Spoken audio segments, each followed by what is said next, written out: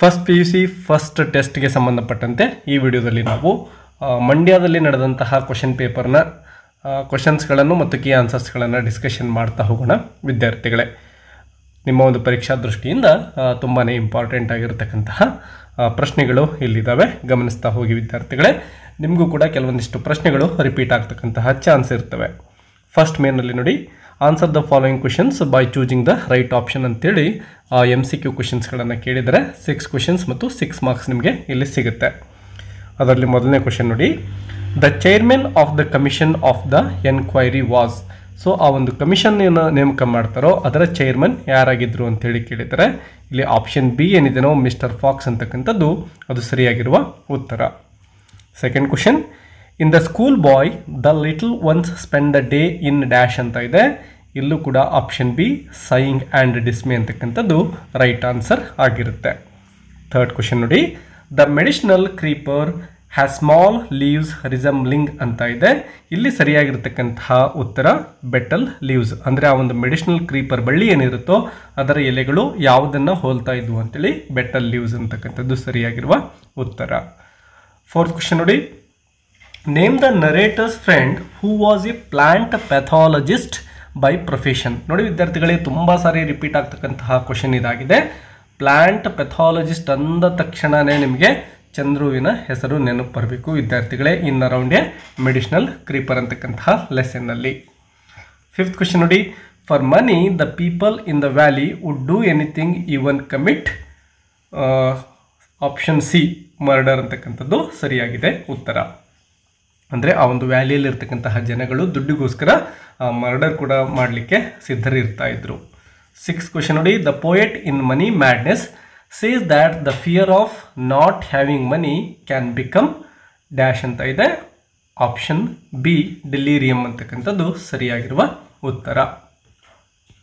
ಇನ್ನು 7ನೇ ಪ್ರಶ್ನೆಯನ್ನು ಗಮನಿಸಿ, ಅಂದರೆ ಬಿದಲ್ಲಿ choose the correct form of the verb that agrees with the subject ಅಂತ ಕೇಳಿದ್ದಾರೆ.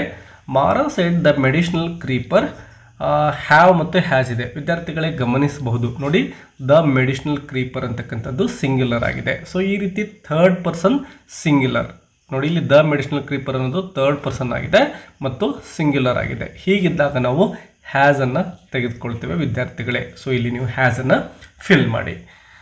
Bean cursed by a sage the dash curse. ನೋಡಿ, ದ ಕರ್ಸ್ ಸಿಂಗ್ಯುಲರ್ ಆಗಿದೆ ವಿದ್ಯಾರ್ಥಿಗಳೇ. ದ ಕರ್ಸ್ ಅನ್ನೋದು ಸಿಂಗ್ಯುಲರ್ ಆಗಿರೋದ್ರಿಂದ ಈಸನ್ನು ತೆಗೆದುಕೊಳ್ತೇವೆ, ಇಲ್ಲಿ ಆರ್ ಅಂತಕ್ಕಂಥದ್ದನ್ನು ತೆಗೆದುಕೊಳ್ಳೋದಿಲ್ಲ.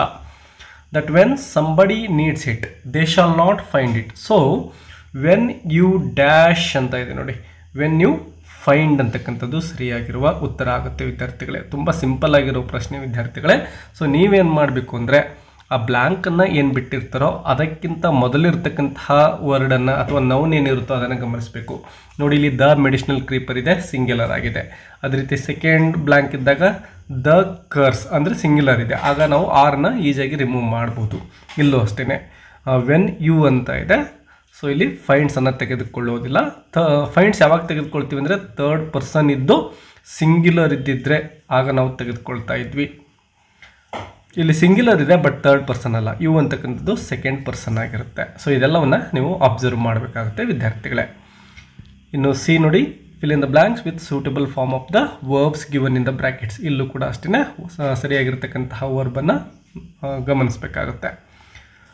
Early one morning when the hurts already. ನೋಡಿ ವಿದ್ಯಾರ್ಥಿಗಳೇ, ಇದು ಆಲ್ರೆಡಿ ವೆನ್ನನ್ನು ಗಮನಿಸಿದಾಗ ಮತ್ತು ಅರ್ಲಿ ಒನ್ ಮಾರ್ನಿಂಗ್ ಅಂದಾಗ ಇದು ಪಾಸ್ಟ್ ಟೆನ್ಸಲ್ಲಿ ನಡೀತಕ್ಕಂತಹ ಒಂದು ಇನ್ಸಿಡೆಂಟ್ ಅಂತ ನಮಗೆ ಒಂದು ಕ್ಲೂ ಸಿಗುತ್ತೆ. ಸೊ ಇಲ್ಲಿ ಅಕ್ಯುಪೈ ಅಂತಕ್ಕಂಥದ್ದನ್ನು ನಾವೇನು ಮಾಡಬೇಕು ಅಂದರೆ ಪಾಸ್ಟ್ ಟೆನ್ಸಲ್ಲಿ ಬರೀಬೇಕಾಗುತ್ತೆ. ಸೊ ಅಕ್ಯುಪೈ ಇರೋದನ್ನು ಅಕ್ಯುಪೈಡ್, ವೈ ಇರೋದನ್ನು ಐ ಅಂತೇಳಿ ಚೇಂಜ್ ಮಾಡಿ ಅಕ್ಯುಪೈಡ್ ಅಂತೇಳಿ ನೀವು ಇಲ್ಲಿ ಬರೀಬೇಕಾಗುತ್ತೆ ವಿದ್ಯಾರ್ಥಿಗಳೇ. ಅದೇ ರೀತಿ ನೆಕ್ಸ್ಟ್ ನೋಡಿ, by the jungle lords dash B ಅಂತ ಇದೆ ನೋಡಿ ವಿದ್ಯಾರ್ಥಿಗಳೇ. ಬಿ ಅಂದರೆ ಇಲ್ಲಿ ನೋಡಿ, ಬಿ ಫಾರ್ಮ್ ಆಫ್ ವರ್ಬ್ಸ್ ಅಂದರೆ ಈಸ್, ಆರ್ ಮತ್ತು ವಾಸ್, ವರ್ ಆಗಿರುತ್ತವೆ. ಇದು ನಿಮಗೆ ನೆನಪಿರಲಿ. ಸೊ ಇಲ್ಲಿ ನೋಡಿ, ದ ಜಂಗಲ್ ಲಾರ್ಡ್ಸ್ ಅಂತ ಇದೆ, ಅಂದರೆ ಪ್ಲೂರಲ್ ಇದೆ ವಿದ್ಯಾರ್ಥಿಗಳೇ. ಮತ್ತು ಪಾಸ್ಟ್ ಟೆನ್ಸ್ ಅಲ್ಲಿ ಈ ಒಂದು ಪ್ಯಾಸೇಜ್ ಇರೋದ್ರಿಂದ ನಾವು ವರ್ರನ್ನು ತೆಗೆದುಕೊಂಡು ಇಲ್ಲಿ ವರ್ ಅಂತೇಳಿ ಫಿಲ್ ಮಾಡ್ತೀವಿ ವಿದ್ಯಾರ್ಥಿಗಳೇ. ಇನ್ನು ನೆಕ್ಸ್ಟ್ ನೋಡಿ, ಹಿ ಡ್ಯಾಶ್ ಗೋ ಅಂತ ಇದೆ. ಔಟ್ ಅಂತ ಇದೆ. ಗೋ ಇರೋದನ್ನು ಪಾಸ್ಟ್ ಟೆನ್ಸಲ್ಲಿ ಬರೀಬೇಕು ವಿದ್ಯಾರ್ಥಿಗಳೇ. ಗೋ ಇರೋದನ್ನು ವೆಂಟ್ ಅಂತೇಳಿ ಫಿಲ್ ಮಾಡಿ. ಅದೇ ರೀತಿ ಬಿಲ್ಡ್ ಇರೋದನ್ನು ಕೂಡ ನಾವು ಪಾಸ್ಟ್ ಟೆನ್ಸಲ್ಲಿ ಫಿಲ್ ಮಾಡಬೇಕಾಗುತ್ತೆ. BUILT ಬಿಲ್ಟ್ ಅಂತೇಳಿ. ಸೊ ಈ ರೀತಿ 4 ವರ್ಬ್ಸನ್ನು ಫಿಲ್ ಮಾಡಿದರೆ you can get 4 out of 4 marks. ತುಂಬ ಸುಲಭವಾಗಿ ನೀವು ಈ 4 ಅಂಕಗಳನ್ನು ಗಳಿಸಲಿಕ್ಕೆ ಸಾಧ್ಯತೆ ಇದೆ ವಿದ್ಯಾರ್ಥಿಗಳೇ. ಇನ್ನು ಸೆಕೆಂಡ್ ಮೇನ್ ನೋಡಿ, answer any 2 of the following in 1 or 2 sentences each ಅಂತ ಕೇಳಿದ್ದಾರೆ. ಸೊ ಯಾವುದಾದ್ರೂ 2 ಕ್ವೆಶನ್ಸನ್ನು ನೀವು ಆನ್ಸರ್ ಮಾಡಬೇಕು. ತುಂಬ ಸಿಂಪಲ್ ಆಗಿರ್ತಕ್ಕಂತಹ ಪ್ರಶ್ನೆಗಳು, ಅಂದರೆ ತುಂಬ ಸಿಂಪಲ್ ಆಗಿರೋ, ಇಲ್ಲಿ ಈಸಿಯಾಗಿರೋ ಕ್ವೆಶನ್ಸನ್ನು ಕೊಟ್ಟಿದ್ದಾರೆ. ಏನೆಲ್ಲ ಕ್ವೆಶನ್ಸ್ ಇದ್ದಾವೆ ನೋಡ್ಕೊಳ್ಳಿ.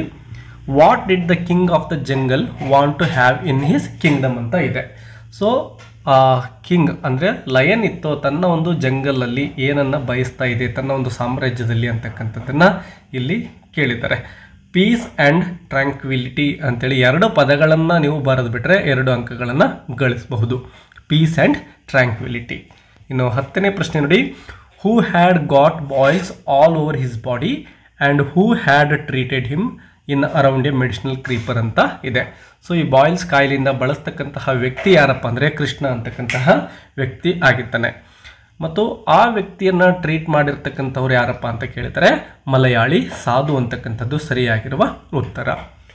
ಇನ್ನು 11ರ ಪ್ರಶ್ನೆ ನೋಡಿ, where did the narrator stay in the big city ಅಂತ ಇದೆ. ಸೊ ನರೇಟರ್ ಅವರು ಎಲ್ಲಿ ವಾಸವಾಗಿದ್ರು ಅಂತ ಪ್ರಶ್ನೆಯನ್ನು ಕೇಳಿದ್ದಾರೆ. ಇದಕ್ಕೆ ಸರಿಯಾಗಿರುವ ಉತ್ತರ ನೋಡಿ ವಿದ್ಯಾರ್ಥಿಗಳೇ, a very small dingy room on a dirty street ಅಂತೇಳಿ ನೀವು ಬರಿಬೇಕಾಗುತ್ತೆ. ಇನ್ನೊಂದು ಸರಿ ನೋಡಿ, a very small dingy room on a dirty street ಅಂಥೇಳಿ. ಇನ್ನು ಮುಂದಿನ ಪ್ರಶ್ನೆಗಳನ್ನು ಗಮನಿಸಿ. 12ನೇ ಪ್ರಶ್ನೆ ನೋಡಿ, ಇಲ್ಲಿ 2 ಪ್ರಶ್ನೆಗಳನ್ನು ನೀವು ಉತ್ತರಿಸಬೇಕಾಗುತ್ತೆ ಮತ್ತು ಆ 2 ಪ್ರಶ್ನೆಗಳಿಗೆ 3 ಅಂಕಗಳು, ಅಂದರೆ ಟೋಟಲ್ 6 ಮಾರ್ಕ್ಸನ್ನು ನೀವು ಪಡ್ಕೋಬಹುದು.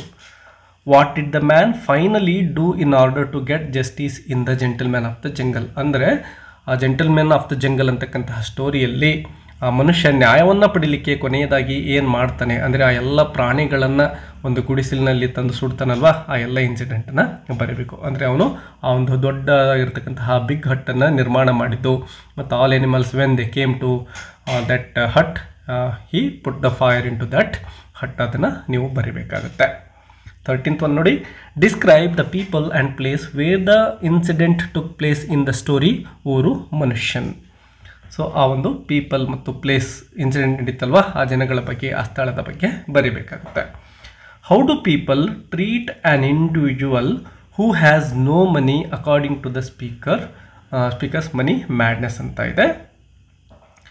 ಇನ್ನು ಮುಂದಿನ ಪ್ರಶ್ನೆಗೆ ಹೋದರೆ, ಇಲ್ಲಿ 1 ಪ್ರಶ್ನೆಯನ್ನು ಉತ್ತರಿಸಬೇಕು. 4 ಅಂಕಗಳಿಗೆ ಕೇಳಿರ್ತಕ್ಕಂತಹ ಪ್ರಶ್ನೆ ಇದಾಗಿದೆ.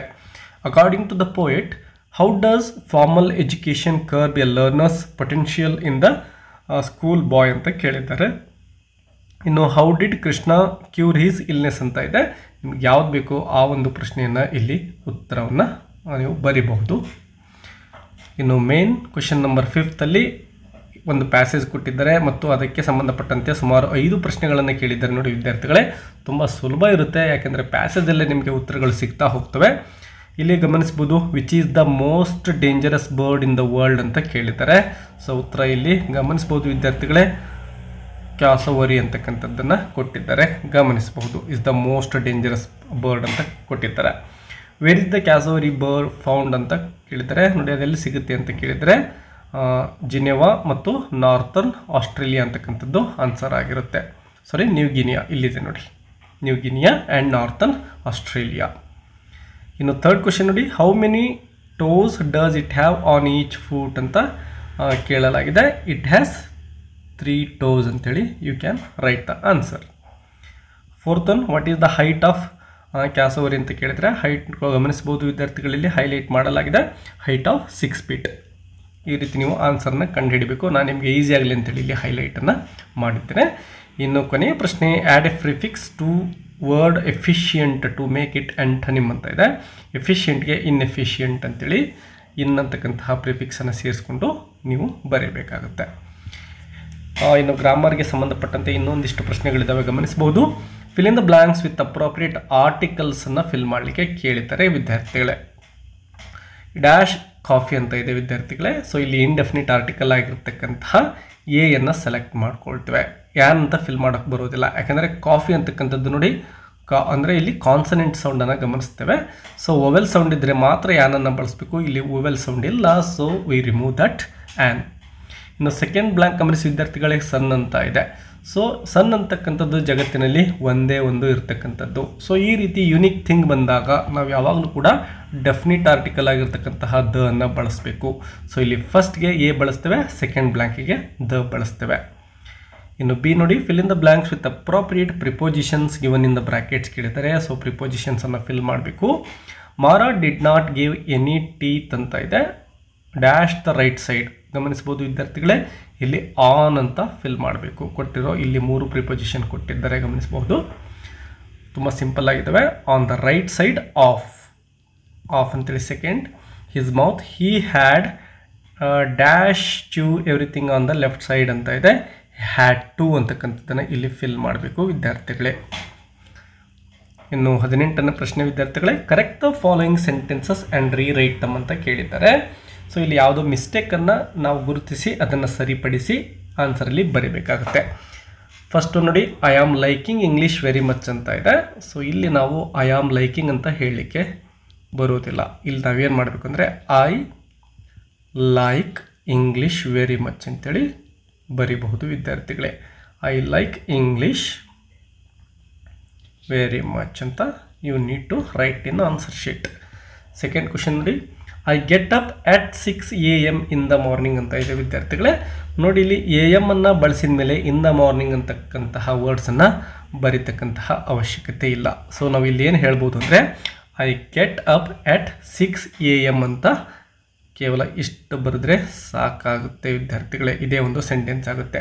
ಇಲ್ಲ ಅಂದರೆ ಇದೇ ಸೆಂಟೆನ್ಸನ್ನು ಇನ್ನೂ ಒಂದು ಥರ ಬರಿಬಹುದು. ಅದೇನಪ್ಪ ಅಂದರೆ I get up at 6 in the morning ಅಂತ ಕೂಡ ನೀವು ಬರಿಬೋದು. ನೋಡಿ ಇಲ್ಲಿ 2 ಸೆಂಟೆನ್ಸನ್ನು ಬರಿತಾ ಇದ್ದೇನೆ.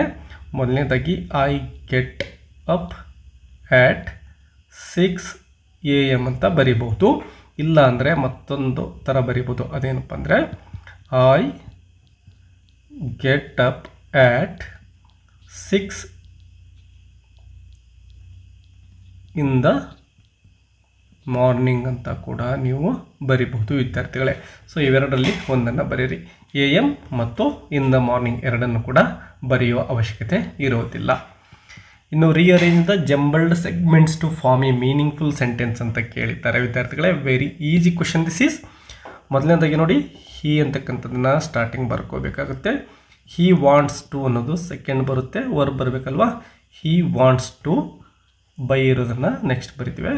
ಬೈ ಮಿಲ್ಕನ್ನು ಕೊನೆಗೆ ಬರಿತೇವೆ. ಸೊ ಇಷ್ಟು ಬರೆದ್ರೆ you can easily get 1 marks here. ಎಸ್ ಡಿ ಸ್ಟೂಡೆಂಟ್ಸ್, ಇದಿಷ್ಟು ಮಂಡ್ಯ ಡಿಸ್ಟಿಕಲ್ಲಿ ನಡೆದಂತಹ ಫಸ್ಟ್ ಕ್ವಾರ್ಟರ್ನ ಇಂಗ್ಲೀಷ್ಗೆ ಸಬ್ಜೆಕ್ಟ್ಗೆ ಸಂಬಂಧಪಟ್ಟಂತಹ ಪ್ರಶ್ನೆ ಪತ್ರಿಕೆ ಮತ್ತು ಉತ್ತರಗಳಾಗಿರ್ತವೆ ವಿದ್ಯಾರ್ಥಿಗಳೇ. ನಿಮ್ಮ ಬಳಿಯೂ ಕೂಡ ಕ್ವಶನ್ ಪೇಪರ್ಗಳಿದ್ದರೆ ಆಲ್ರೆಡಿ ನಾನು ನೀಡಿರ್ತಕ್ಕಂತಹ ನಂಬರ್ಗೆ ನೀವು ಸೆಂಡ್ ಮಾಡಬಹುದು. ಅದಕ್ಕೂ ಕೂಡ ಕೀ ಆನ್ಸರ್ಸ್ಗಳನ್ನು ಅಪ್ಲೋಡ್ ಮಾಡ್ತೇನೆ. ವಿಡಿಯೋ ಹೆಲ್ಪ್ಫುಲ್ ಅನಿಸಿದರೆ ಕಮೆಂಟ್ ಬಾಕ್ಸಲ್ಲಿ ಹೆಲ್ಪ್ಫುಲ್ ಅಂತ ಕಮೆಂಟ್ ಮಾಡೋದನ್ನು ಮರಿಬೇಡಿ ಮತ್ತು ವಿಡಿಯೋಗೆ ಒಂದು ಲೈಕ್ ಕೊಡೋದನ್ನು ಮರಿಬೇಡಿ. ಹೆಚ್ಚಿನ ಫಸ್ಟ್ PUC ಲೆಸನ್ಸ್ಗಳನ್ನು ಈಸಿಯಾಗಿ ಕಲಿಬೇಕಪ್ಪ ಅಂದರೆ ಈ ಚಾನಲನ್ನು ಸಬ್ಸ್ಕ್ರೈಬ್ ಮಾಡ್ಕೊಳ್ಳಿ. ಮತ್ತೆ ಸಿಗೋಣ. Take care and keep learning. All the best for your exam.